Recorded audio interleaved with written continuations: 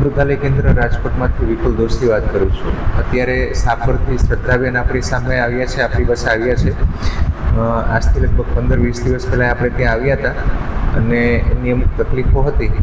આપણે એમની પાસેથી એમની તકલીફો જાણીએ, કેટલા ટાઈમથી તકલીફો હતી, શું કર્યું હતું પહેલાં, અને અહીંયાની દવાથી એમને શું અને કેટલો ફેરફાર છે એ આપણે એમની પાસેથી જ સાંભળીએ.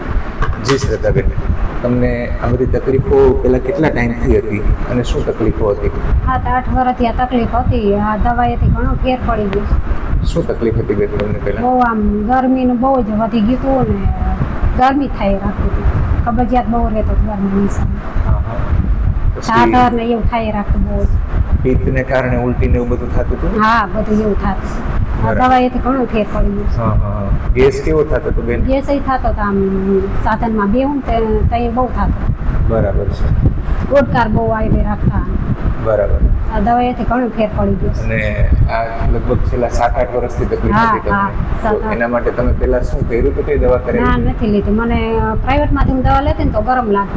ગરમ લાગતું એટલે બહુ વધી જતું. બરાબર. મેં પ્રાઇવેટની દવા કરી પ્રાઇવેટની દવા બંધ કરી દીધી. પછી આપણે અહીંયાથી આપણે દવા શરૂ કરી. અહીંથી જ મેં આ 15 દિન લીધી. 15-20 દિવસની દવાથી એટલે આ 15 દિવસમાં ફેર પડી ગયો. 50% ઉપર બહુ સરસ. કંઈ વાંધો નહીં. હજી આપણે દવા આવી રીતે આગળ ચાલુ રાખશું અને તમને સાવ ફેર પડી જાય ત્યાં સુધી આપણે દવા ચાલુ રાખીને પછી ધીમે ધીમે બંધ કરશું. બરાબર છે? અને ભવિષ્યમાં પણ તમને ફરી આવી તકલીફ ન થાય એવી આપણે ભગવાનને પ્રાર્થના કરીએ. જય દ્વારકાધીશ.